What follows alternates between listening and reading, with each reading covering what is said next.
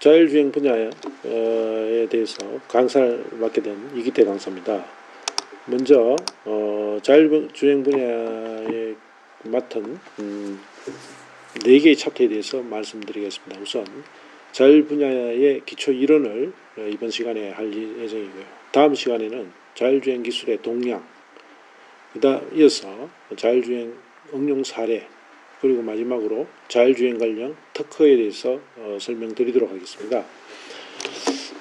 먼저 오늘 할 자율주행 기초에 대한 부분은 자율주행 기술에 대한 필요성과 요소, 그 다음에 하드웨어, 소프트웨어 기술에 대해서 얘기하고자 합니다.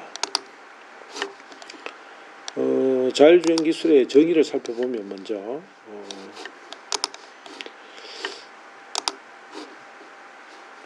일반 자율주행 기술이 로봇이라든지 드론이라든지 물류자동화 기기 또는 자동차에 적용되어서 ICT와 결합된 형태로 보시면 되고요. 이러한 것들은 대상물에 대해서 인지, 판단, 제어 기술에 대한 부분이 기본적으로 들어가며 자율주행 안전 및 보조 인프라 구축까지를 포함한다고 보시면 되겠습니다. 자율주행 기술은 우리 정부에서 나온 혁신성장 동력계획에도 나와 있는데 주행 환경에 대한 인식과 판단 및 제어, 통신 보안, 그리고 지원 인프라로 분류되어 있습니다. 따라서 이러한 부분이 포괄적으로 적용이 되어야지 완전한 자율주행에 대한 환경이 제공되었다고 볼 수가 있습니다. 그래서 여기 아래서 보면 기술의 분류를 보면 차량이라는 부분에서는 아까 말씀드린 인지와 판단, 제어에 대한 부분이 될 거고요. 그 다음에 이 인지에 대한 것들은 차량 보행자라든지 운전자 도로 장애물이라든지 등 데이터를 수집해 가지고 주행 환경을 인지하는 기술이라고 보시면 되겠습니다. 그 다음에 주행 환경에 따른 상황 인식하고 판단 쪽에서는 최적 조건을 결정하게 되겠죠. 그리고 제어 쪽에서는 이러한 자율주행에 대한 판단이 선 부분에 대해서 구동계를 제어해 가지고 속도를 가감속한다든지 또는 그 조향 핸들을 돌린다든지 뭐 이렇게 이제 진행이 되겠죠. 그리고 인프라 측면에서는 도로의 시설물이라든지 노변 센서, 교통센터, 통신 등이 지원이 될 거고요. 이러한 부분들은 좀 더 안전한 자율주행을 위해서 제공되는 보조적인 수단이라고 볼 수 있습니다. 특히 센서만으로 확인할 수 없는 그런 기능들을 차량과 인프라 간의 통신을 통해서 정보를 미리 사전에 받고 이러한 것들을 대처할 수 있도록 그렇게 진행한다고 볼 수가 있습니다. 이어서 다음 페이지 보겠습니다. 자율주행에 관련 장치는 기술 분류상에 보면 주행 환경을 인식하고 그 다음에 위치를 인식하고 판단 기술을 적용하고 제어 기술을 적용하고 그 다음에 통신 기술이라고 볼 수 있는데요. 주행 환경 인식은 아까 말씀드린 것처럼 카메라라든지 라이다라든지 레이더 이런 센서들이 사용이 될 거고요. 이러한 것들은 센서 기술이 포함하고 정밀 지도와 측기 기술도 포함될 거고요. 통신 기술도 보조적으로 쓴다고 말씀드렸죠. 그 다음에 위치 인식도 마찬가지로 하드웨어 맵이라든지 위성 측기 기기, 즉 GPS나 이런 쪽의 기술을 말하는 겁니다. 그 다음에 판단 기술은 판단 주행의 제어 시스템으로서 보통 그 학습형 제어 시스템이 많이 사용되고 있는데 최근에는 이런 빅데이터라든지 인공지능, 딥러닝 알고리즘 등이 들어가 있다고 보시면 되겠습니다. 그리고 제어 기술 쪽은 스마트 액추에이터와 ADAS, ECU, DCU 등이 포함된 기술 쪽입니다. 그래서 여기에는 통신 기술인 HBI와 V2X를 포함해 가지고 통합 제어 차량 제어 시스템인 ADAS와 HMI를 통한 완전 주행을 추구한다고 보시면 되겠습니다. 통신 기술 쪽은 지능형 교통 시스템, 즉 ITS를 이야기하고 있습니다.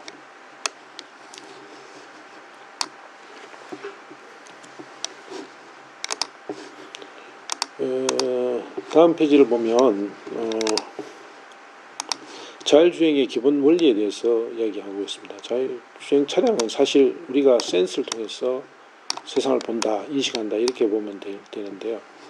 그래서 특히 인지할 수 있는 부분들을 주변의 안전을 확보를 위해서 빠르게 정확하게 파악해야 되겠죠. 그리고 판단하는 부분들은 이러한 고속에서 움직이고 있는 차량에 대해서 주행 환경 파악이 이미지가 분석이 되거나 주행 환경과 목표 지점을 위한 최적 주행 결정하게 되는데 판단하는 부분들도 상당히 빠른 컴퓨터 시스템을 통해서 결정이 되어야 됩니다. 그리고 이러한 것들을 통해서 엔진의 구동이라든지 주행 방향을 결정하게 되고요. 그래서 조향 제어를 한다든지 그 다음에 속도 조절을 수행한다고 보시면 되겠습니다.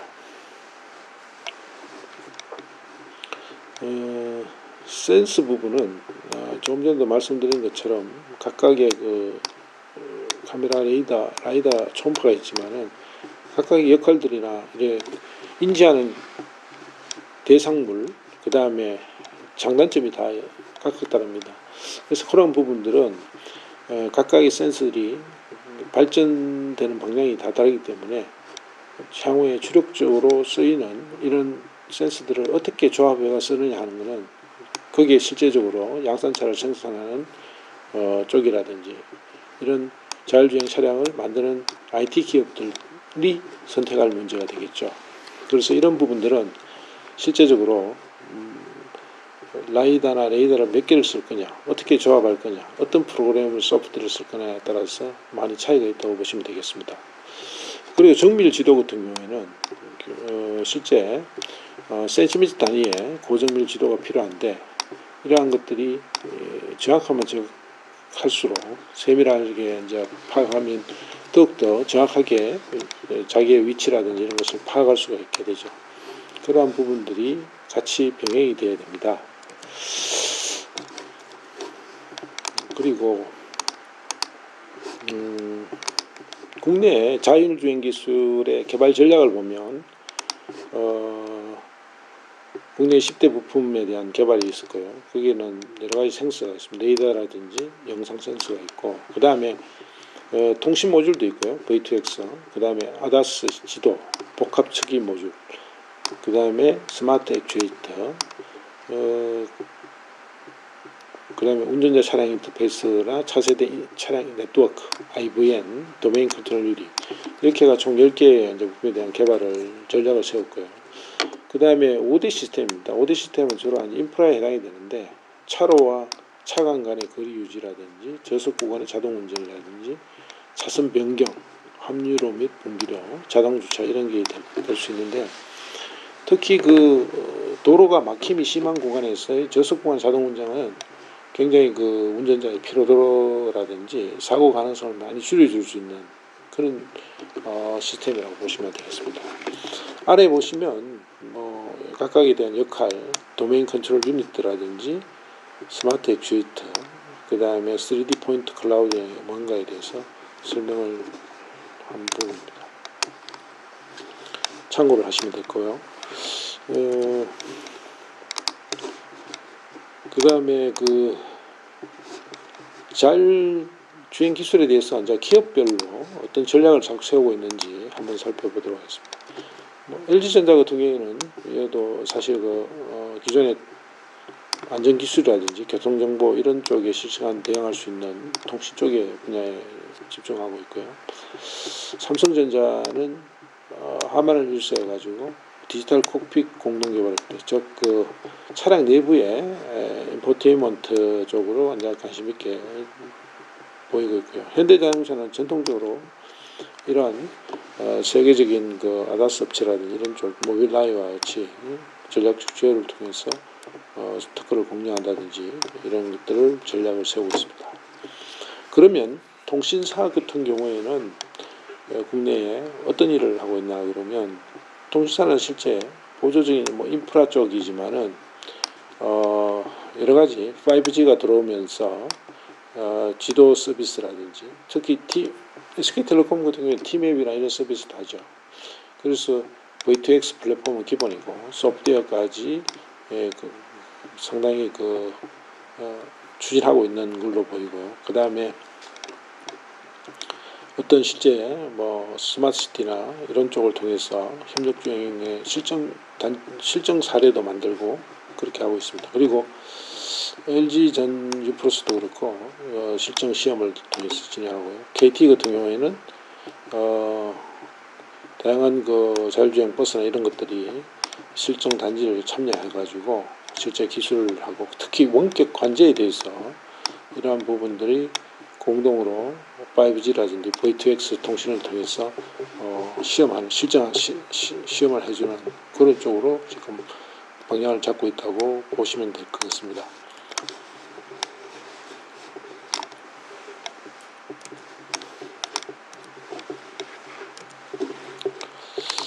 그 다음에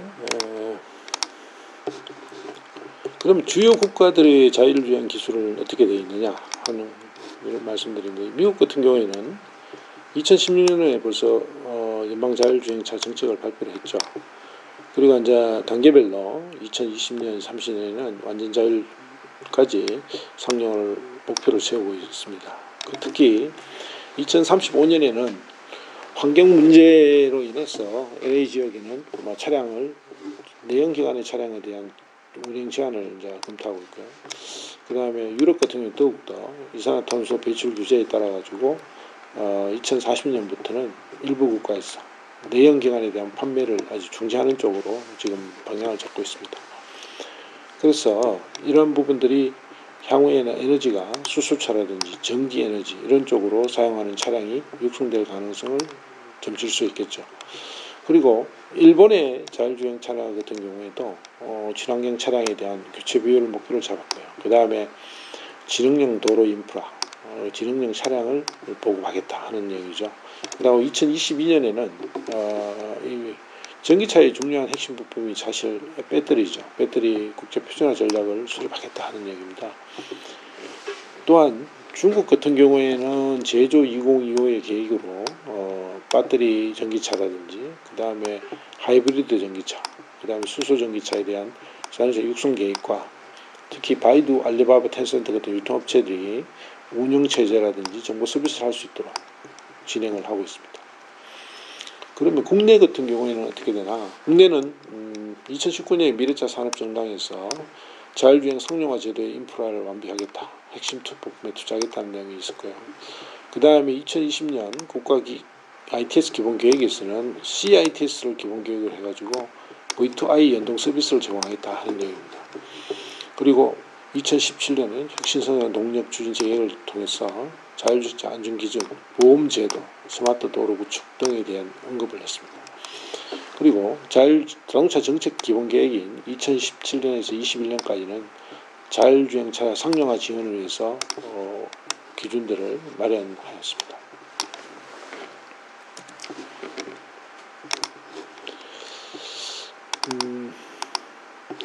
그리고 글로벌 기업들은 또 어떻게 진행하느냐 하는 부분을 한번 살펴보도록 하겠습니다. 보통 제너럴 모터스 같은 경우에는 리프트라는 자율주행 서비스 업체와 자율주행 택시에 대한 부분들도 개발을 하고 있고요. 포드도 마찬가지입니다. 이런 공유형 자동차 서비스 업체와 차량 개발을 하고 있고요. 그 다음에 죽수는 로봇 택시 서비스에 대한 차량 개발을 하고 있고요. 그 다음에 테슬라 같은 경우에는 전통적으로 엔비디아라든지 모빌아이와 전략적 제휴를 추진을 하고 있죠. 특히 자동차 부품 델파이 같은 경우에도 자율주행에 관련된 시스템을 개발하고 있고요. 우버 같은 경우에는 완성차 업체와 같이 무인 택시에 대해서 운영을 착수했다 하는 얘기입니다. 그리고 구글 같은 경우에는 웨이모 자율주행 차량에 대해서 테스트를 계속 진행하고 있죠. 그 다음에 유럽 쪽도 마찬가지입니다. 유럽은 전통적인 자동차 회사 같은 경우에는 이러한 플랫폼 업체들, 소프트웨어 플랫폼 업체들과 기술 공유를 하죠. 벤츠, 아우디도 마찬가지고, 그 다음에 BMW 같은 인텔, 바이드와 함께 공동 개발하고 있죠. 그리고 부품 업체인 경우에는 센스에 대한 부품 개발에 주력을 하고 있고요. 콘티넨탈도 마찬가지지만 IBM과 BMW가 공동 개발 추진하고 있습니다. 도요타는 특히 일본도 마찬가지인데 플랫폼 업체 또는 소프트웨어 업체 마이크로소프트가 이제 하는 거죠. 혼다는 구글 소프트웨어를 탑재하겠다 하는 거고요. 그 다음에 닛산 같은 경우에도 교통 서비스 플랫폼을 마이크로소프트와 공동 개발을 하겠다 하는 얘기를 진행하고 있습니다. 그리고 자율주행 관련된 업체를 2019년 기준으로 한번 정의해 보면 생각외로 구글이 1위입니다. 그 다음에 GM이 2위고 그 액티브라는 자율주행 기술 업체가 3위고요. 포드 자동차가 4위. 그 다음에 인텔의 모빌아이가 5위에 들어가 있습니다. 하여튼 자동차 업체하고 양산차 업체하고 그 다음에 기존 소프트웨어 IT 업체들이 반반씩 들어있다고 보시면 되겠죠. 그 다음에 자율주행 기술이 왜 필요한가 하는 부분입니다. 실제적으로 교통사고가 한 90% 정도는 방지할 것이라고 얘기를 하는데 사실 사람이 운전하는 같은 경우에는 여러 가지 뭐 부주의라든지 졸음운전이나 이런 것들 때문에 사고 나는 경우가 많죠. 실제적으로 그러다 보니까 전 세계적으로 매년 한 125만 명 정도가 교통사고로 사망한다는 통계가 있습니다. 그래서 이러한 부분들을 하면 많이 이제 교통사고에 의해서 사람들이 사망하는 경우를 줄일 수 있게 되고요. 그 다음에 우리가 사실 자동차 간의 어떤 교통 흐름의 사실 꾸준한 속도로 운행을 하면 정체가 될 원인이 사실 없다고 보고 있습니다. 그래서 그런 유명한 제약 이론의 그런 내용이 나와 있지만은 이러한 것들을 적절한 속도로 관리해주면 정체 원인을 제거할 수 있기 때문에 실제 교통 흐름을 원활하게 할 수 있고 교통망을 효율적으로 사용할 수가 있다는 겁니다. 그런 부분이 있고요. 그 다음에 고령 운전자나 장애인처럼 교통 약자에 해당되는 분들을 위해서 또는 운전면허증 없이 이런 완전 자율주행사가 된다 그러면 언제든지 차를 소유할 수 있겠죠. 뭐 그런 부분이 될 거고요. 그래서 이제 요약해 보면 뭐 운전 효율화가 될 수 있고요. 안정성이라든지 그 다음에 효율성 및 친환경을 보장할 수 있고 그 다음에 편의성, 그 다음에 사회적 수용성, 그럼 접근성을 가질 수 있다 하는 겁니다.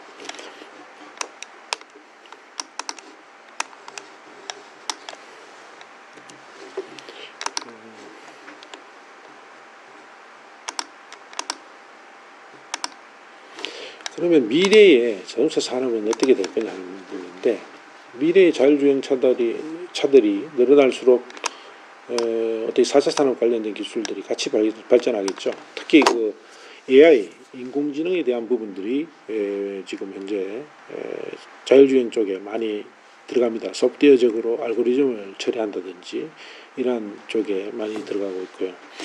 완성차가 주도하는 시장이 아마 생태가 변화가 예상된다는 겁니다. 그래서 최근에도 마찬가지입니다. 구글 IT 기업이죠. 최근에 또 소니라든지 애플이라든지 이런 쪽에서는 참여하려고 지금 하고 있습니다.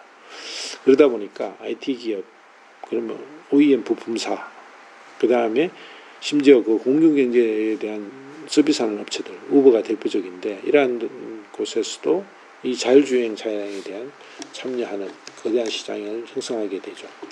그 다음에 구글, 우버 등은 스마트시티 내의 자율주행 택시도 하는데 이런 데는 스마트시티가 사실 산업 간의 시너지가 날 수 있는 부분입니다. 그래서 그런 부분이 될 거고요. 그 다음에 이번에 CES 2020에 있었던 자율주행 모빌리티에 대한 가이드에 보면 현대자동차가 제시하는 개인용 비행차.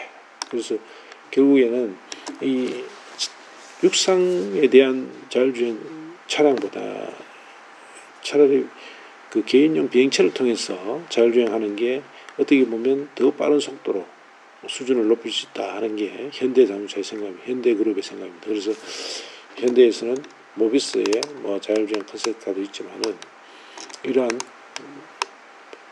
개인 무인 운전의 차량 그 비행체에 대해서 노력하는 그런 게 예상이 됩니다.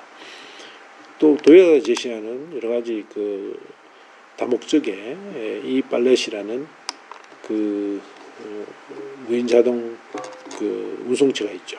그런 부분도 있고, 이 모빌리티가 현재 가장 그 케이스라는 용어로 지금 불리고 있습니다. 모빌리티에 대해서는 이게 앞으로는 커넥트 될 거고, 연결된다는 것은 네트워크로 연결된다는 거죠. 그 다음에 오토노머스, 그래서 자율주행이 된다는 거고, 쉐어드 공유되고, 그 다음에 서비스에 될 것이다. 그러면서 앞으로는 전기차가 대세가 될 거다. 이렇게 이제 얘기를 하고 있습니다.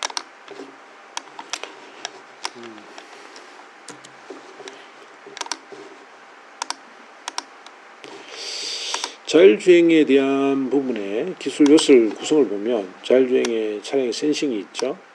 아까 말씀드린 것처럼 레이더라든지 레이저 센스 HD급의 비저닝 카메라, 그 다음에 적외선, 자외선 센서, 항연 센서 뭐 이런 것들이 많이 포함됩니다. 여러 뭐 초음파 센서도 많이 포함될 거고, 다양하게 하는 센싱을 하는 거죠. 여기에 관련되는 기술, 그 센싱 기술이 필요할 거고, 그 다음에 이제 자율주행 소프트웨어입니다. 이러한 소프트웨어는 각각의 상황에 맞는 다양한 소프트웨어가 필요한데, 주행 상황을 인지하는 소프트웨어, 그리고 센싱을 융합 처리해가지고 드라이빙하는 컴퓨팅 소프트웨어, 그 다음에 AI 기반의 컴퓨팅을 위해서 소프트웨어, 그 다음에 클라우드 기반으로 컴퓨팅하기 위한 소프트웨어, 이런 크게 네 가지 경우로 분류가 된다고 보시면 되겠습니다. 그리고 통신 보안 같은 경우에는 차량의 무슨 통신이라든지 시스템 또는 협력주행, 네트워킹, 특히 차량 간의 통신이 필요한 부분들은, 왜냐하면 군집주행이나 협력주행은 사실 차량이 선두차에 대해서 후속차들이 따라가는 형태지 않습니까? 그러다 보니까 그런 쪽에 통신이 있어야만이 앞차에 대한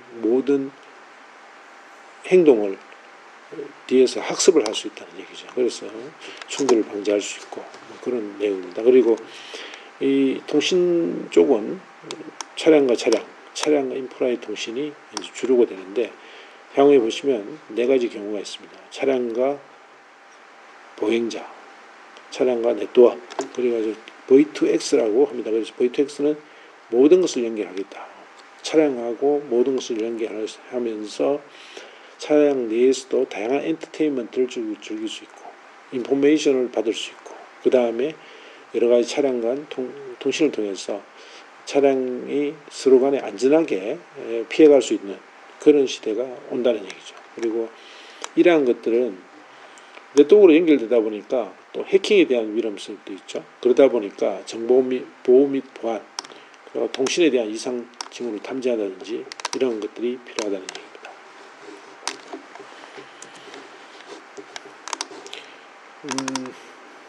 그 다음 페이지를 보면 안전운전에 대한 부분입니다. 교통약자들의 안전운전 지원을 한다든지 휴먼 머신 인터페이스를 한다든지, 그래서 운전자가 케어할 수 있는 여러 가지 다양한 유저 익스피리언스라든지 인터페이스를 차량 내부에서 공유를 할 수 있다는 거죠.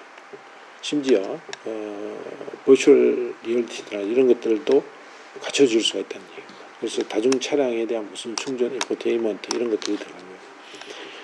여기 이제 박스로 친 부분을 보면 실제 컴퓨터 플랫폼에 대한 뭐 회사들이 어떤가 있는 거죠. 엔비디아라든지 자비아라든지 모빌라이라든지 TI, 텍사스 인스트루먼트라든지 이런 인공지능 플랫폼이 있고요. 그 다음에 VTX 통신은 코퍼레이티브 ITS, 5G라든지 웨이브 통신이라든지 이런 것들이 되고요. 그 다음에 보안 같은 경우에는 전장 플랫폼 포함 내외 네트워크 보안을 위해서 일반적인 KMS라든지 AFW라든지 또는 물리적인 보안, 해킹 방지 기술 이런 것들이 포함되겠죠. 그래서 인공지능 쪽은 강화 학습과 딥러닝 학습을 통해서 인지 판단 제어를 하게 되고요.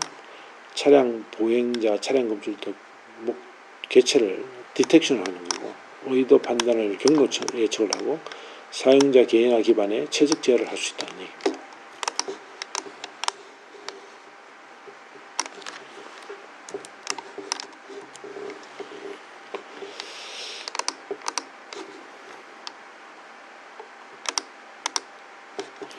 자율주행 3요소가 되겠습니다. 자율주행 3요소는 인지 판단 제어에 해당이 되고요. 그 인지는 아까 말씀드린 것처럼 도로 주변 상황을 정보를 획득해주고, 판단은 뭡니까? 차선 유지를 한다든지 교통 표지판을 인지를 한다든지 보행자 회피 시스템, 이러한 것들이 판단 관련되는 시스템이라고 보시면 되죠. 그럼 제어는 전방 추돌 경고라든지 졸음 방지, 차선 이탈 경고, 자동 비상 제동 이런 것들이 할 수 있다는 얘기입니다.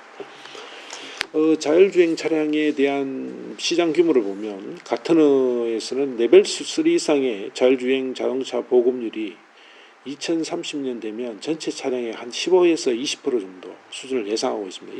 이 수치는 보면 어떤 제품이 시장에 처음 나왔을 때 얼리 어댑터가 쓰는 비용에서 그 다음에 초기 다수자 얼리 머저리티가 쓰는 이 비중이 한 15에서 20% 됩니다. 그래서 이 비중이 도달했다는 얘기는 향후에 성장 가능성이 급속히 이루어진다고 볼 수 있습니다. 그래서 여기서 보시는 것처럼 2025년에 에서 2035년 약 10년간의 자율주행 차량이 얼리 메저리티를 벗어나는 막 그 시점에서 크게 성장을 예측하고 있고요. 그럼 PwC 보고서는 레벨 4 이상의 수준에서는 2030년하고 2035년에 5년 동안에 약 5배 정도가 증가한다는 얘기입니다. 수요가. 그렇게 보시면 되고요. 그 다음에 자율주행 차량의 국가별 준비 순위를 보면 생각보다 그 아주 작은 국가들 있지 않습니까? 유럽에서도 대표적으로 뭐 네덜란드는 그렇게 뭐 큰 국가는 아닙니다만은 뭐 그런 쪽에 될 것 같고요. 그 다음에 싱가포르, 그 다음에 미국, 스웨덴 이런 순으로 지금 되어 있습니다. 그래서 우리 한국 같은 경우는 지금 이제 10위권에 나와 있지만은 향후에 지속적인 노력을 통해서 빨리 자율주행 쪽은 선두 그룹에 뒤처지지 않도록 진행을 해야 될 것 같습니다.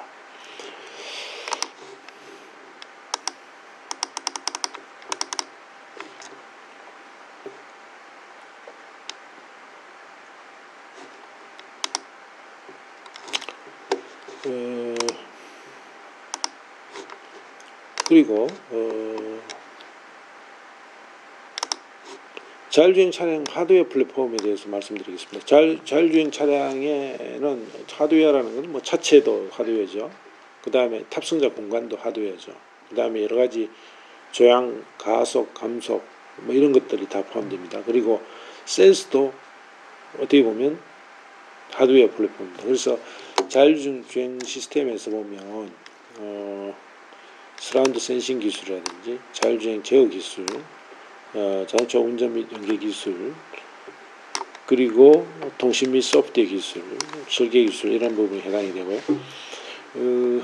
이런 각각에 대해서는 뭐 여러분 아까 말씀드렸기 때문에 요거는 간단하게 설명드리고 넘어가겠습니다. 그리고 자율주행 차량의 소프트웨어 플랫폼이라는 것은 뭐 어떻게 있느냐 하는 부분인데, 여기는 보면 구글 같은 경우에는 각각의 그 자기 자체의 어떤 플랫폼이 있겠죠. 웨이모 드라이브라든지, 인텔 같은 경우는 고라는 플랫폼, 바이두는 아폴로라는 플랫폼, 엔비디아는 오토파일럿 뭐 이런 것이 있고, 네이버랩스는 XDM이라는 플랫폼이 있습니다. 그리고 일본의 레네사스 전자 카메라 인식 기업의 스트라비전이 있고요. 그다음 NXP의 블루박스라는 자율주행 플랫폼이 있습니다. NXP는 최근에 그 퀄컴에 인수됐죠. 퀄컴은 스냅드래곤 라이더라는 자율주행 플랫폼이 있고요. 삼성전자와 LG전자는 플랫폼이라기보다는 인포테인먼트 쪽에 차량 내부의 그 디지털 칵핏이라 해가지고 차량 내부를 어떻게 꾸며가지고 그 운전자라든지 승객에 대해서 지원을 할 거냐 하는 부분들을 얘기하는 거죠.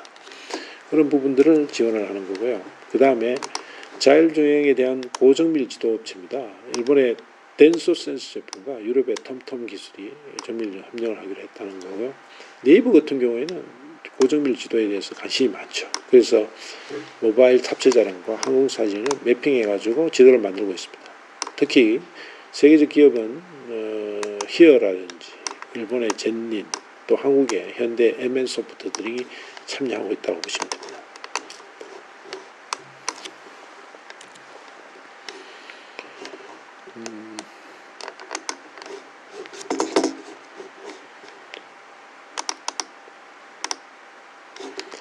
자율주행의 기본 요소가 되겠습니다. 자율주행에 대한 기본 요소는 여기 보시면 세 가지 크게 나눌 수가 있는데요. 지능형 교통 시스템, 커넥티드 차량, 자율주행 시스템, 이렇게 이제 세 가지로 나눠져 있는데 지능형 교통 시스템 같은 경우에는 뭐 원격 교통 관제라든지 노변 날씨 제어라든지 사고 탐지 처리, 능동 신호를 처리하는 이런 부분이 해당이 되고요. 자율주행 차량은 능동형 안전 시스템과 자동 주차 또는 능동형 크루즈 컨트롤, 교통 혼잡 지원한다는 차선 유지 기능 이런 것들이 되겠죠. 그리고 커넥티드 차량 같은 경우에는 GPS 내비게이션, 셀룰라라든지 스마트폰 연결한다든지 인포테인먼트하고 텔레메틱스 뭐 이런 쪽으로 해당이 되겠습니다. 그래서 이렇게 이제 겹치는 영역에 대해서는 1영역 같은 경우에는 자동 톨게이팅이라든지 긴급 차량, DSRC, 뭐 통신이 해당이 되고요. 이 능력에 해당되는 부분들은 군집주행, 자동 운전 시스템, 오토매틱 드라이빙 시스템이죠. 그럼 3영역에 해당되는 부분들은 자동화 가능한 인프라 구축한다는 거죠. 디지털 맵을 한다든지 차선 마킹을 한다든지. 그 다음에 여기에 다 포함되는 복합적인 부분은 셔틀이나 자율주행 셔틀이라든지 자율주행 가능 인프라를 구축하는 이런 단계로 보시면 되겠습니다.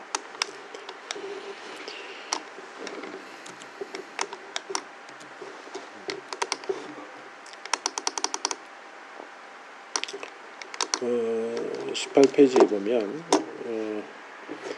자율주행에 대한 교통 인프라의 필요성에 대해서 다시 한번 얘기하면 안전을 위해서도 필요하다. 효율을 위해서도 필요하다. 예측 가능성을 위해서도 필요하다 하는 얘기입니다. 안전은 뭐 도로교통 안전 확보겠죠. 그 다음에 교통 운영의 효율을 위해서 효율성이고, 그 다음에 예측 가능성은 수요의 예측 가능성이 증대되고, 그리고 VTX 기술 도입으로 인프라 차량 간의 통신 내역이 관리되고 빅데이터 기반 분석이 활성화될 것이다 하는 얘기입니다. 그래서 그런 부분들이 될 거고요.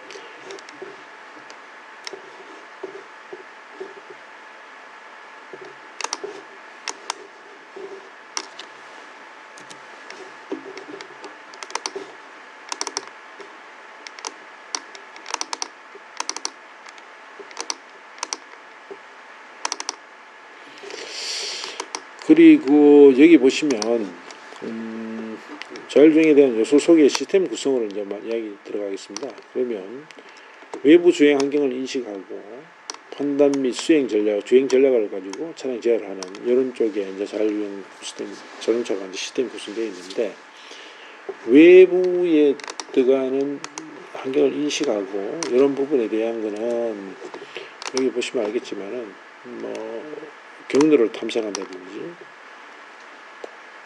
고정된 물체를 인식한다든지 변동된 이동 물체를 인식한다든지 이런 것들이 되겠죠. 그래서 이런 것들은 여기 보면 요소 기술을 보면 정밀 지도 및 척이, VTX 통신, ADAS 센서 뭐 이런 것들이 들어갈 거예요. 그 다음에 판단 및 주행 전략에는 상황 판단 및 전략을 수립하고 주행 궤적을 생성하는 게 있죠. 여기 뭐 학습형 판단 및 제어 시스템과 센스 기반의 주행상황 인지 시스템을 갖추었다고 볼 수 있습니다. 그럼 차량 제어는 어떻게 할 거냐? 차량 제어는 조향에 대한 가감속과 통합 차량 제어 솔루션을 판단하는 거죠.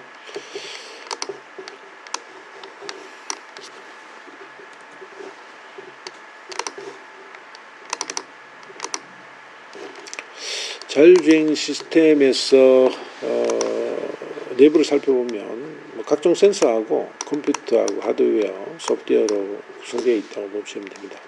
여기 보면 이제 CPU라든지 좀 더 나가면 이제 그래픽 쪽도 필요한 GPU도 같이 붙을 수 있겠지만은 대부분 인풋 쪽에는 보면 이런 인식하는 쪽이죠. 카메라하고 라이다, 초음파 센서, GPS 들어오는 정보를 이 CPU를 통해서 실제적으로 구동계 제어할 수 있는 쪽. 이쪽 내부에서는 판단을 할 거고 판단하는 쪽이 되겠죠. 판단을 통해서 그 다음에 여기는 제어를 하겠다. 다양한 조향인부터 해가지고 여러 가지 제동 제어로 운전자 경고까지 할 수 있는 이런 것들이 내부에 들어간다는 거 보시면 되고요. 그 다음에 자율주행 시스템 구성에서 델파이 사례가 있습니다. 여기 보면 델파이가 그 부품업체죠. 부품업체에서 각종 센서도 뭐 이런 것도 내부에 되어 있지만은 여기 보시면 텍스트기 하는 부분들 여기 보면 기초적으로 센스 부분하고 컴퓨팅 하는 부분 그 다음에 하드웨어 소프트웨어 인터페이스 하는 부분 센스 퓨징 하거나 매핑하는 그 다음에 어플리케이션은 드라이브 어시스트 소프트웨어 이렇게 이제 크게 이렇게 계층별로 나눠져 있다고 보시면 됩니다. 그리고 나머지는 이제 또 자기가 갖고 있지 않은 기술에 대해서는 다른 쪽에서 이제 받아야 되겠죠. 인터페이스 하려고 그러면 그런 쪽에는 뭐 히어라는 지도업체라든지 인텔이라든지 뭐 이런 쪽에 델파이라든지 그 다음에 오토라는 자율주행 트럭 이런 쪽에 AV 스택을 갖고 있다 하는 얘기입니다.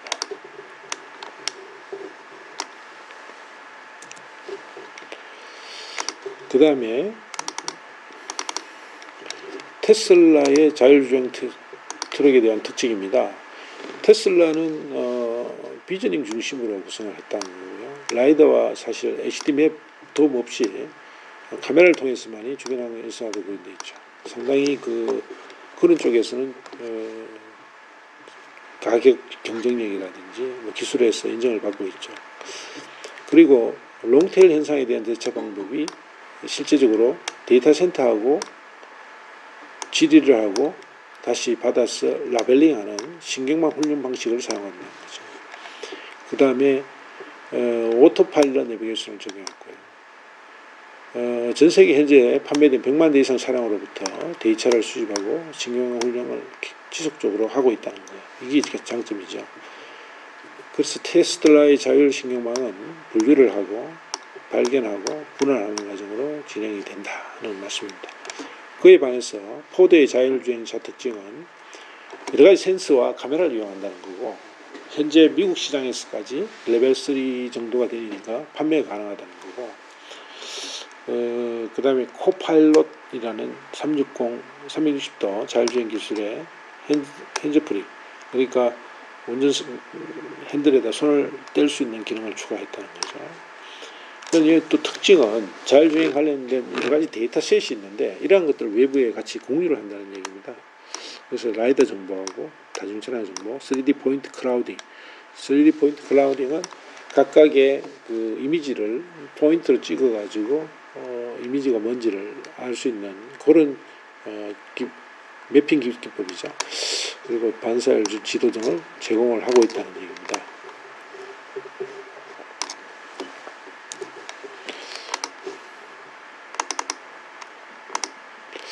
여기 이제 그림을 보면 실제적으로 테슬라 자동차 같은 경우는 카메라가 이제 8대가 붙어 있죠. 전면에.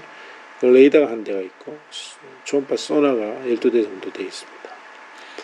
그에 반해 포드 같은 경우에는 카메라 7대, 라이더가 2대 있습니다. 여기는 노란색 라이더인데 라이더가 부착되어 있고요. 그리고 레이더가 총 6대가 되어 있습니다. 그리고 소나가 10대 이렇게 보시면 확연히 자율주행 차량을 만드는 업체 쪽에서는 이런 센스들을 어떻게 조합하다 쓸 거냐에 따라서 원가가 올라갈 수도 있고 내려갈 수도 있겠죠. 그리고 거기에 대한 알고리즘은 회사마다 좀 다르게 적용이 될 수가 있습니다.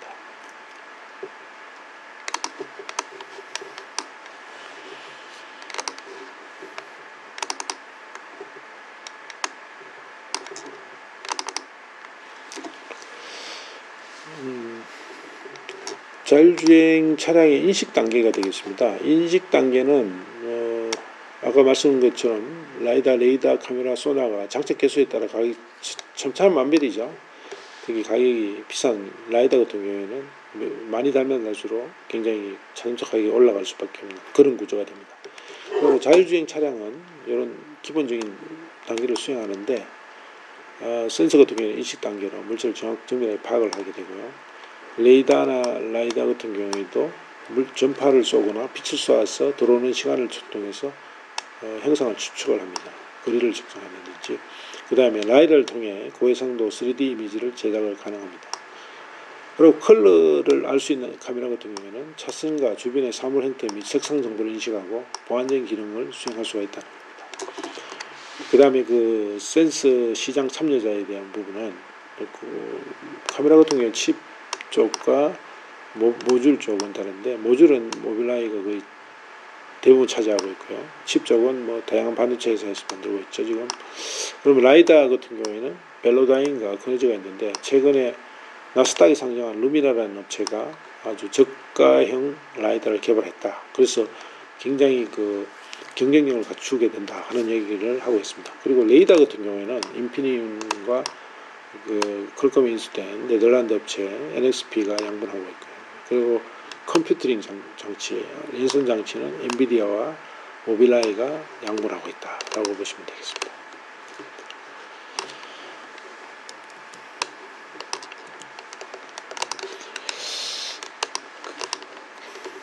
그럼 라이다와 레이더를 한번 이제 비교해 보면, 실제 라이더 같은 경우에는 레이저를 이제 쏩니다. 레이저 빛을 쏘아가지고 반사된 레이저광이 센싱 될 때까지의 시간을 측정해가지고 주변 사물간의 거리를 측정하게 되고요. 그 다음에 레이더 센서 같은 경우는 신호를 보내가지고 하는데, 이거는 신호를 보내는 거죠. 빛을 보내는 게 아니고, 그래서 들어오는 시간을 측정해 거리를 탐지하는 센서입니다. 라이더 같은 경우에는 실시간으로 주변 환경에 대해서 3차원 데이터를 수집해가지고 도심같이 수많은 객체 움직임을 파악하는 데 쉽다는 겁니다. 레이저를 사용하는 라이더와 다르게, 그런데 레이더 같은 경우에는 무슨 주파수를 사용함에 따라 가지고 유효 감지 거리가 좀 길다는 장점이 있고요. 라이더보다 손쉽게 주변산의 상승을 측정할 수 있지만은 여러 가지 객체의 움직임을 파악하기는 조금 어렵다는 거고요. 그리고 라이더 같은 경우에는 가격이 좀 비싸다 하는 부분하고, 그 의도의 어떤 데이터 처리 능력이 필요하다, 소프트웨어 플랫폼이 필요하다는 거죠. 그리고 레이더 같은 경우에는 실제 ACC, 즉 어댑티브 능동형 크루즈 컨트롤 같은, 지금 현재도 그 일반의 차량에 들어가죠. 차량 보조 시스템에 레이더 센서가 사용되고 있습니다. 그리고 라이더 같은 경우에는 적외선 레이저를 사용해서 주변의 요소에 대해서 간단한 단색의 3D 맵 실시간으로 생성이 가능하고요. 파장이 짧은 펄스 레이저를 사용해서 해상도가 좋고 정밀 맵을 생성하는데 그게 용이하다는 겁니다. 반면에 레이더 같은 경우는 단단한 물체에 반사되는 파장만을 탐지하기 때문에 금속 위의 물체 탐색은 좀 어려움이 있다라는 것을 말씀드릴 수가 있습니다.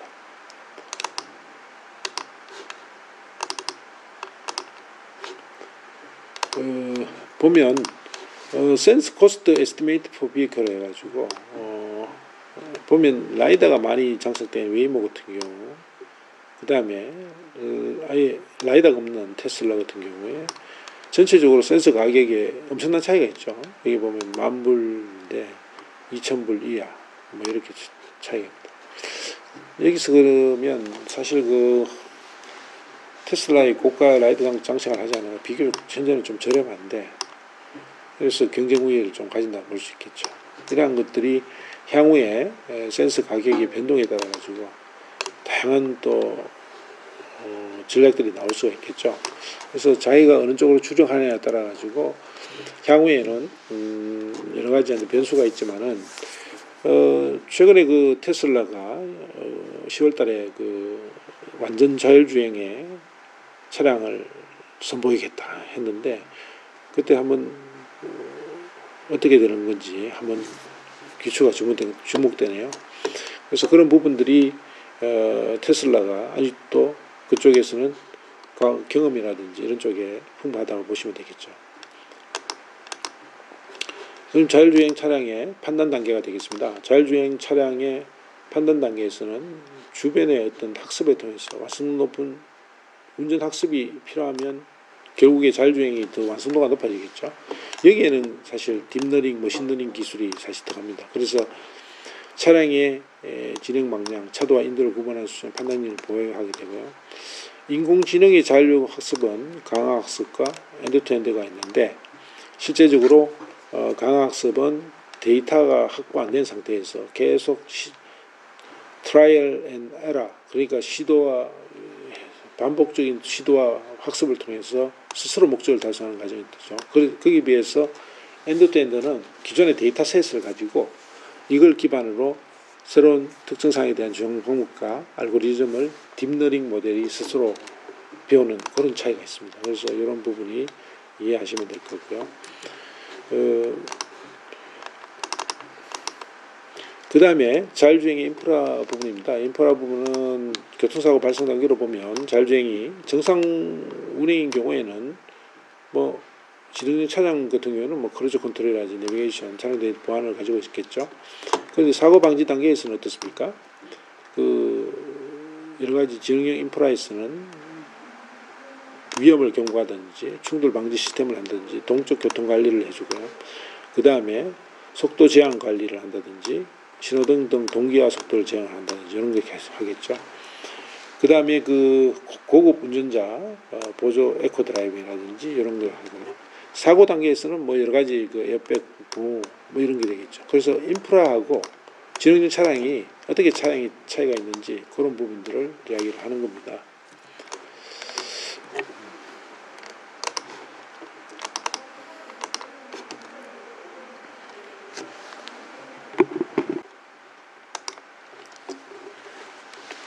그 다음에 자율주행 5대 핵심 분야입니다.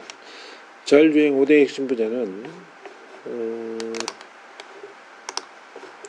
환경인식이라든지 위치인식, 매핑, 판단제어, HBI 이렇게 보시면 되고요. 먼저 데이터 카메라 등의 인식 센서를 활용하고 정적인 장애물에 동적인 장애물 도로 표시를 인식하게 됩니다. 그리고 GPS나 INS 등 인코더를 통해서 매핑 센서를 사용해 가지고 자율주행 차량의 로컬리제이션이죠. 절대적 위치와 상대적 위치를 추적 관리할 수 있다. 그 다음에 목적지 이동 계획을 수립하고 장애물 치료 시 해피 경로. 그럼 이건 뭡니까? 글로벌 패스 플래닝하고 로컬 패스 플래닝을 한다는 얘기입니다. 그래서 주행 상황별 차선 유지를 한다든지 변경하고 추월하고 충돌 회피하고 뭐 이런 것들이 스스로 행동을 스스로 판단한다는 거죠.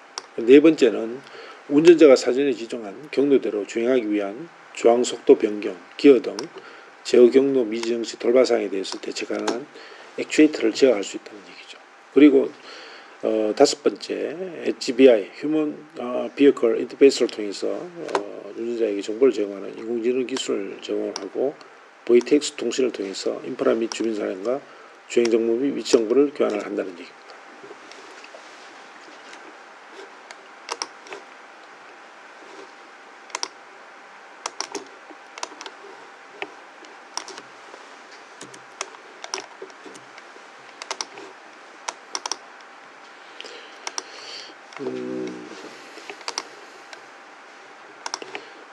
대표적인 미국 자동차 공학회 SAE가 제시하는 6단계에 대한 기술 수준입니다. 레벨 0에서 레벨 5까지 되어 있는데 SAE 기준과 NHTSA 미국 도로교통안전청 기준과 비교해 보시면 좋을 것 같아요. 이거는 6단계고 NHTSA는 5단계가 되네요. 그래서 NHTSA는 레벨 4 이상이면 무조건 풀 셀프 드라이빙이라고 보시면 되고요. 그리고 한국교통연구원도 NHTSA 쪽으로 하는 거고요. 일반화 쪽은 실제적으로 완전 자율 목적지가 레벨 4 이상 되는 5단계로 볼 수 있습니다. 이렇게 이제 구분이 되는 거고요. 레벨 4나 이렇게 되려 그러면 지금 현재 아마 레벨 4를 테슬라가 좀 있으면 이번 달에 나와가지고 보여주겠다 하는 얘기입니다. 그래서 이제 그런 부분들이 있고요. 그 다음에 아까 자율주행에 대한 센싱 기술을 하드웨어를 분류한다 그러면 센싱 기술과 인지 기술, 처리 기술, 차량 제어 기술입니다.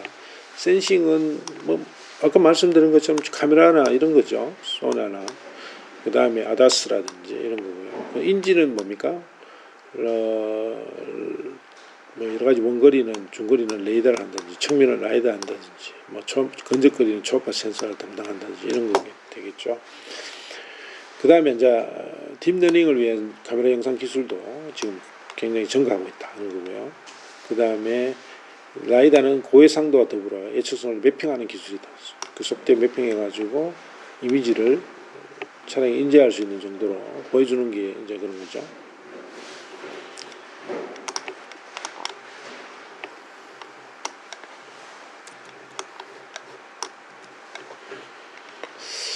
그리고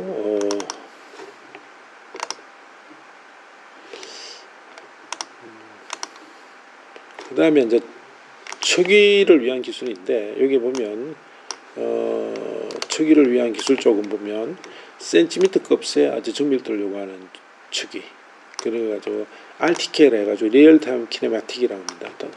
아무래도 단독 처기는 하나의 GPS로 하다 보니까 정밀도가 많이 떨어지는데 복수계의 GPS를 통해 가지고 거기에 대한 어떤 뭐 평균을 낸다든지 뭐 이런 통계적인 방법을 통해서 정밀을 높이겠다는 거죠. 그래서 디퍼런셜 GPS는 수신기를 결합해 가지고 1 내지 2m, 5m 내외의 정밀도를 나타내고 있다 하는 거고요. 그 다음에 실시간 이동 RTK는 보통 한 1m2에서 2m 정도, 2cm 정도의 정밀도를 아주 정밀하게 GPS를 유지하겠다는 얘기입니다. 그래서 자기 위치를 정확하게 알아야지 지도가 정확하고 자기 위치가 정확하고 지도에서 자기의 포지션을 정확하게 알았을 때 가장 정확한 주행이 가능하다는 얘기입니다. 그래서 그게 가장 중요하고요. 그 다음에 차량 제어를 위한 기술 쪽에 보면 여러 가지 기술이 있죠. 그래서 뭐 차선 유지라든지 속도 감원 파워 스트링이라든지 ABS 기본적으로 뭐 이런 것들이 이제 제어하는 기술로 보시면 될 것 같습니다.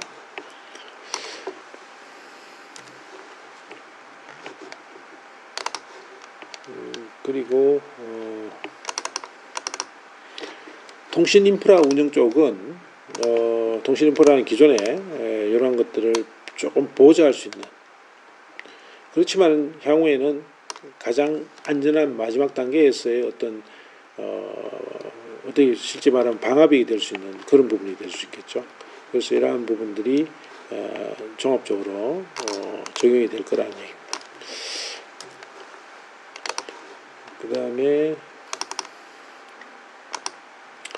자율주행 기술에서 이제 드론에 대한 하드웨어입니다. 드론 같은 경우에는 업체들이 어떤 업체가 있나 그러면 어프라이드 에어로노틱스라든지 스카이디오, 에어리틱스, 오르비, 어버브, 실드 AI, 에어로바이런먼트라는 회사가 있습니다. 여기서 보면 각각에 살펴보면 어떤 어프라이드 에어로노틱스는 농업 보안 감시 자원 비상대응 인프라 유지 보수에 많이 쓰이는데 엘바트로스 드론을 지금 가지고 있다는 거죠. 한 4.4km 정도 되는데 초당 145km/s 4시간 정도를 주행할 수 있는 그런 겁니다. 그 다음에 이제 스카이디오는 AI 슈퍼컴과 정교한 동영상 촬영 기능이 가능한 그런 자율드론이고요. 재밌는 거는 에어리티스라는 업체인데 온실에서 호버링 기능을 통해서 동작하면서 농작물의 건강 상태를 체크하고 탐지할 수 있다는 겁니다. 여기에서는 이제 온습도 기능 데이터도 관리하고 온실에서 이러한 것들도 컨트롤도 가능하겠죠. 보통 요즘은 온라인으로 원격으로 이런 농업용 스마트 농업을 많이 이제 하고 있는데 이러한 것들이 드론이 관리해주면 그런 데까지 쓸 수 있다는 얘기입니다. 그리고 오르비 같은 경우에는 창고 내부에 제곡도 추적할 수 있고 주문도 자동으로 실행도 가능하다고 합니다. 특히 창고의 매핑과 설계를 지원하는 산업용 드론이 되고, 그 다음에 어버버 같은 경우에는 자연환경 분석 드론, 산림, 채석장, 농장 등의 기후 변화에 대해서 피해가 얼마큼 되고 이런 것들 분석해가 종합적으로 보고할 수 있다는 얘기입니다. 그 다음에 이제 실드 AI 같은 경우는 조난자 수색 정찰용 드론이고요. 에어로바이런먼트는 AV라고 소위 이야기하는데 소형 군용 드론이 한 140g 나오는 게 그런 스나이프라는 드론도 있고 레이븐, 와스프라는 다양한 군사용 드론들을 판매를 하고 있습니다.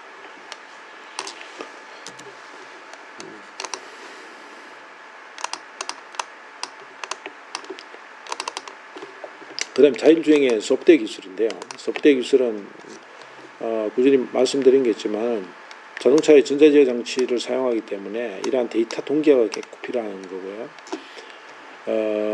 이기종의 어떤 다중 프로세스 지원이 돼야 된다. 서로 다른 이기종 종류의 것들이 하드웨어가 만들어지는데 이것들을 같이 다 처리할 수 있는 이런 것들이 필요한 거죠. 그리고 이제 소프트웨어 기반 시스템은 보면 딥러닝 기반의 자율주행 판단 현대차라든지 서비스 요청을 제어를 위한 죽스사의 소프트웨어 앱, 그 다음에 차량 학습에 의한 해피 방지 시스템, 그 네이버 쪽이죠. 그 다음에 모빌아이의 사고에 대한 책임 소재를 확인할 수 있는 그런 RSS라는 또 시스템도 있습니다. 그래서 그런 부분을 보시면 될 것 같고요. 그 다음에 36번은 6페이지에는 그 안정성 확보는 사실 좀 소프트웨어에 시급한 문제입니다. 여기 보면 일부 자동 차량들도 약 한 70개 정도의 ECU가 들어가는 경우도 있답니다. 그리고 이런 라인 이상의 소프트웨어로 구성이 되고요.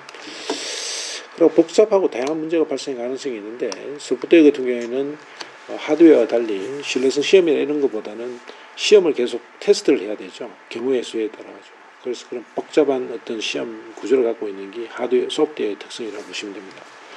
그래서 차량용 소프트 조건은 일단은 제시를 했는 게 오픈 플랫폼이어야 된다. 왜냐하면 소프트웨어를 재사용할 수 있고 다양성을 확보하고 하드웨어 종속이 될 수 있도록 그렇게 되어야 된다. 그 다음에 안정성을 확보해야 된다. 자동차의 ECU 오류 대응이라든지 이런 게 생기면 국제 표준을 제정해가지고 특히 ECU 같은 경우에는 잘못되면 엔진이 멈춘다든지 이렇게 될 수가 있죠. 그럼 가속한다든지 요즘 발진 사고 있지 않습니까? 그런 것을 볼 수 있다는 거죠.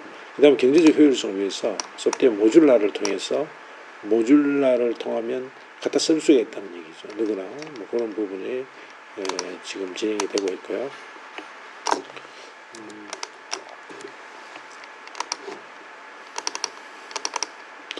그 다음에 아까 좀 더 세부적으로 이야기하면 오픈 플랫폼이라든지 소프트웨어 안정성이라는 경제 손실인데 이러한 것들이 이제 유럽 중심의 오토사르라는 오토모티브 오픈 시스템 아키텍처 약으로서 2004년부터 유럽 자동차가 이런 표준 플랫폼을 제정을 했습니다. 그래서 이런 것 따라야 되고요. 안정성은 ISO에 우리 그 2626이라는 표준을 도입했고요.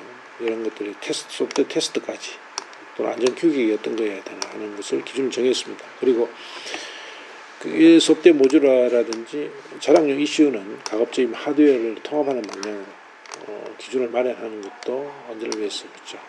그렇게 보시면 될 것 같고요.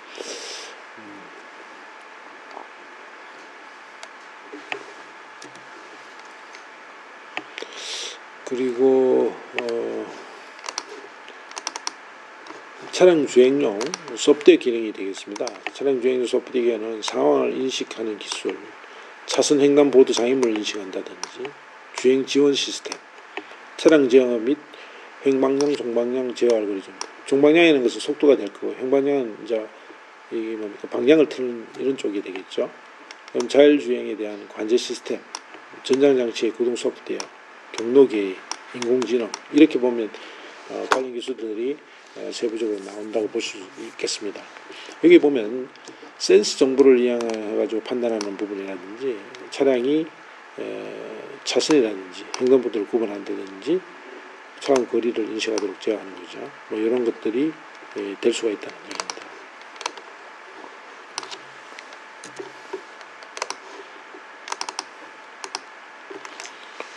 자율주행이 이제 표준화 작업이 되겠는데요. 표준화 작업은 앞서 말씀드린 것처럼 오토사르라는 유럽 자동차 협의체가 만든 그런 표준어가 있고, 제니비 마찬가지로 유럽 쪽이죠. 여기는 차이가 뭐냐면 여기는 차량용 소프트웨어와 뭐 안전을 위한 아키텍처 이런 것들이 많이 들어가 있고, 개방이 표준 아키텍처에 대한 부분이 들어가 있고요. 제니비는 자동차 인포테인먼트에 대한 표준어, 그래서 IBI 표준어, 음악, 뉴스, 멀티미디어, 내비게이션을 위한 리눅스 기반으로 되어 있다는 거죠. 그러고 안전을 위한 거는 ISO 2626이 해가지고 차량용 전장 시스템을 개발하고 탑재되는 전기 전자 시스템 안전을 규정을 했다는 겁니다. 오토사는 아까 말씀드린 것처럼 자동차 OEM과 개발사에서 만들어진 표준화 계획이다.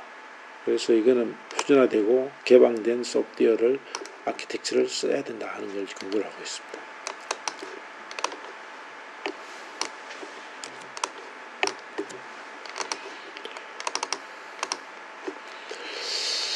그리고 자율주행 기술의 소프트웨어 업체를 살펴보면 아무래도 그 구글이 선두죠. 2018년 피닉스에서 자율주행 택시를 운영했는데 현재 가장 많은 데이터 확보하고 자율주행에 대한 자율 서비스 기술을 지금 제공하고 있다. 그 다음에 두 번째는 인텔이 되겠는데 이 모빌아이를 인수하면서 IQ4라는 것을 출시를 했다는 거죠. 그리고 플랫폼은 또 고라는 플랫폼을 가지고 클라우드 기반의 데이터 센터 연결해서 사용할 수 있도록 한다는 겁니다. 그리고 바이두 같은 경우에는 중국에 아폴로라는 소프트웨어 플랫폼을 가지고 이건 개방형 소프트웨어입니다. 누구나 이제 참여를 한 중국에서 한 65개 정도 기업들이 참여한다고 합니다. 그래서 오픈 소스를 통해서 계속 업데이트하는 그런 장점이 있죠. 그리고 국내 같은 경우에는 네이버 앱스라는 업체인데 이스라엘 업체 이노비즈 테크놀로지와 공동 개발해가지고 XDM 플랫폼을 보유하고 있습니다. 그리고 스트라다 비즈는 AI 기반의 영상 처리 기술을 추진하고 있고요. 도요다의 3AD는 아다스 팀메이트를 개발 중에 있습니다. 이런 것들이 지금 현재 진행되고 있다고 보시면 되고요.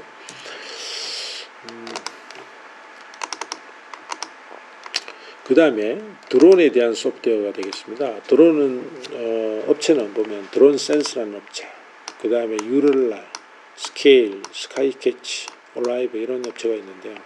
드론 센서 같은 경우는 촬영 데이터 변환 프로그램인 에어베이스를 통해서 소방서로 갈 자료인지 경찰에 가는데 구분할 수 있다고 합니다. 그래서 또한 복수계의 드론의 촬영 장면이 공유 협업 지원이 되는 업스센터도 보유하고 있답니다. 그리고 유럴란이라는 업체는 육안이 식별이 어려운 대상을 심층 학습부터 해서 비전 AI가 가능하고요.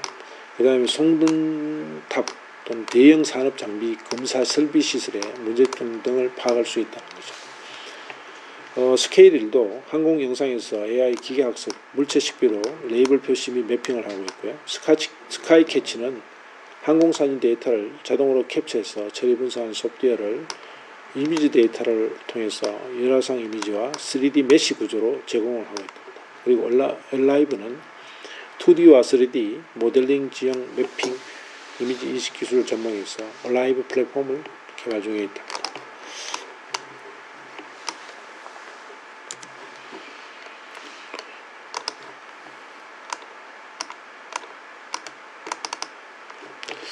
그 다음에 이제 좀 중요한 게 이제 지도가 되겠는데요. 이 지도는 사실 실제적으로 이런 자율주행 차량이 미리 학습해 가듯 볼 수 있는 예를 들어 글로벌 패스 플레이닝이라든지 이런 때 로컬 패스 플레이닝이 반드시 필요한 그런 핵심적인 부분이라고 보시면 되겠죠. 그러다 보니까 여기 보면 지도 서비스 중요성이 기존 센서로서는 조금 제약이 있다. 여러 가지 환경 요소에 영향을 받는다든지 이런 게 있죠. 또는 근데 날씨가 안 좋다든지 이렇게 해서 문제가 되니까 이 지도를 통해서 그러한 것들을 보완을 해줄 수 있다는 거고요. 그리고 그렇다 보니까 자동차 회사들이 이 지도 업체를 투자하는 경우가 굉장히 많습니다. 특히 히어라는 업체, 이런 톰톰이라든지 이런 업체들이 유럽에서는 굉장히 잘 나가는 그런 지도 업체라고 보시면 되죠. 이런 업체들이 있고, 그 다음에 국내 같은 경우 MN 소프트라든지 네이버도 되고요. 이런 업체들이 하고 있습니다. 그래서 기존 내비게이션 기능에서 자율 차량의 정밀 위치 파악이 중요하고 이를 통해서 자율주행 계획을 수립하는 게 중요하다는 거죠. 그리고 맵 기능을 보완하는데 기존 센싱으로서는 안전운전 보장이 어려우니까 그 유럽 업체가 참여하게 되고 그런 지도 업체가 뜨게 되고요. 이러한 것들을 센서 받은 정보와 같이 해가지고 더욱 높은 정확도로 보정이 된다 하는 얘기입니다. 그리고 여기서 보면 필수적인 게 하이 데피니션 맵인데 고정밀 지도라는 것은 센티미터 단위의 수준의 정밀도를 가진 3D 입체 지도라고 보시면 됩니다. 여기는 도로 중심선이라든지 경계선, 차선 단위 정도는 기본이고 신호등 표지판, 연석, 노면마크, 각종 구조물에 대한 정보를 모두 가질 수 있다. 그래서 이걸 점군, 포인트 클라우드라고 그러는데 이걸 얻기 위해서 MMS라는 시스템, 매핑 시스템을 통해서 도로와 주변을 스캔하여 했다고 합니다. 이렇게 후처리 된 데이터, 라스 데이터를 기반으로 도로, 공률, 경사로, 레인 모델, 측이 모델들을 추출한다는 겁니다. 이러한 부분들의 자세한 내용은 다음 장에서 다시 한번 다루도록 하겠습니다. 그리고 마지막으로 자율주행 기술, 소프트웨어 기술 중에서 지도 맵 같은 경우에는 시어 업체에 대한 경우에는 약 200개의 국가의 지도를 갖고 있고요. 5,700만 km 정도의 지도 DB를 보유하고 있습니다. 그래서 1억 5천만 개의 위치 정보와 이거는 라이더 장착 차량으로 매일 28TB 정도의 데이터를 수집하고 있는 그런 업체입니다. 그리고 톰톰이라는 업체는 169개국의 지도 서비스를 갖고 있고 5,100만 km의 지도 기술을 갖고 있고 이건 크로즈 루프 시스템이라는 것을 개발했답니다. 그리고 현대 MN 시스템 같은 경우는 GPS 수신 없는 주차장 파킹이나 이런 쪽에도 강성을 보이는 그런 솔루션을 갖고 있습니다. 그리고 HD 맵과 SD 맵을 비교한 건데 이런 지도가 돼야지 차량이 레인이나 이런 것들을 인식을 할 수 있겠죠. 그리고 HD 맵 구축 방법은 현장 조사, MMS로 포인트 데이터를 추출하고 데이터 처리를 합니다. 한 다음에 라드 데이터를 변환하고 맵을 구축하고 공률, 경사도 정보를 추출합니다. 그리고 데이터 검수하고 아다스라든지 HD 맵으로 변환하는 이런 과정을 거쳐야 최종 완성이 됩니다. 네, 한 시간 동안 여러분들이 들어주셔서 고맙습니다. 다음 챕터에서도 새로운 내용으로 뵙도록 하겠습니다. 네, 감사합니다.